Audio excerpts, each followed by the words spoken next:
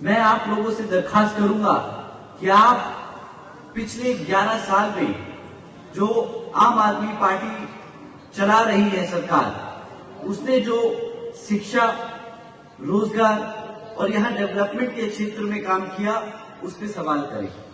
साथियों, मैं पूछना चाहूंगा यहां पे मौजूद सभी सदस्यों से कि आप लोगों को शिक्षा के क्षेत्र में इस सरकार ने क्या दिया। केजरीवाल की सरकार पिछले 10 सालों से यहां पे दिल्ली में सत्ता में आसीन है। उन्होंने बहुत लंबे चौड़े वादे किए थे आप सभी से। आपके बच्चों की शिक्षा को लेकर उन्होंने लंबे चौड़े वादे किए थे। उन्होंने कहा था कि मैं एक तरफ वर्ल्ड क्लास एजुकेशन आपके बच्चों को देने का काम करूंगा, कहा था कि मैं 20 नए कॉलेजेस खुलवाऊंगा दिल्ली में। परंतु हकीकत तो ये है साथियों कि आज जब 9th में बच्चा 9th में पहुंचकर फेल हो जाता है क्वेश्चन अपना बोर्ड पेपर में, तो यहां पर सरकार जबरदस्ती इन बच्चों को दोबारा से 9वीं के परीक्षा दिलाने की बजाय इनको ओपन स्कूल बोर्ड में डालने का काम करती है, जहां पर आपके बच्चा पास हो या फेल हो, केजरीवाल जी की सरकार को कोई फर्क नहीं पड़ता, क्योंकि national institute of open schooling के डमे डालने के बाद बच्चे केजरीवाल जी की जिम्मेदारी नहीं होते। परंतु इन बच्चों को केजरीवाल जी की सरकार अपनी रिपोर्ट कार्ड में ट्रांसफर स्टूडेंट्स दिखाकर अपना रिपोर्ट कार्ड ठीक कर लेती है और हर साल आप लोगों के बीच में आकर बोलती है कि हमने 9th में तो इतने सारे बच्चे पढ़ाने लिखाने का काम किया है। हकीकत तो ये है साथियों कि अगर 40% से ज्यादा बच्चे जो 9th में फेल हो जाते हैं और एक बार जब फेल हो जाते हैं तो उनको आगे बढ़ने की जो क्षमता है, जो एवेन्यूज हैं, जो मिलने का जो जरिए हैं आगे बढ़ने के शिक्षा के क्षेत्र में, वो खत्म हो जाते हैं। और आप सभी जानते हैं कि इन सरकारी स्कूलों में किन समाज के बच्चे पढ़ने आते हैं। आप जानते हैं कि हमारे पिछड़े समाज, एससी समाज के बच्चे ही यहाँ सरकारी स्कूलों में पढ़ते हैं। जब यहाँ पे शिक्षा का ध्यान नहीं दिया जाएगा, एक तरीके से हमारे समाज को रोकने का काम किया जाएगा, हमारे बच्चों को अनपढ़ रखने का काम किया जा रहा है। यही केजरीवाल जी की सोच है साथियों।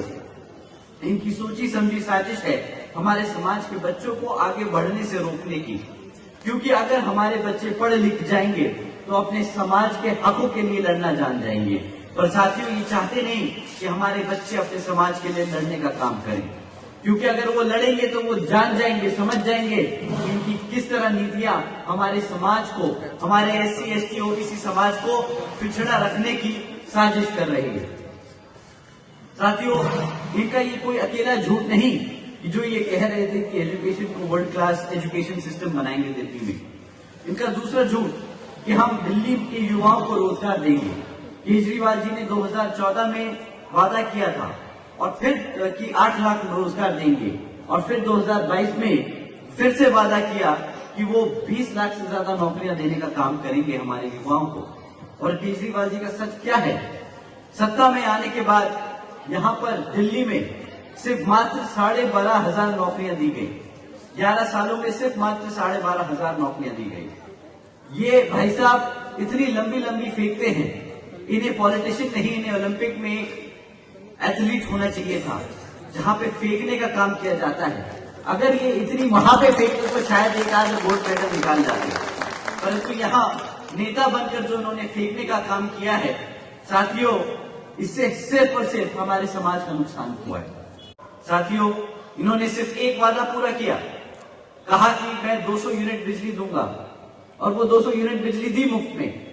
परंतु आप जानते हैं उसकी कीमत आप लोगों ने क्या चुकाई? वो सिर्फ मात्र 200 यूनिट बिजली की कीमत 600 रुपए होती है।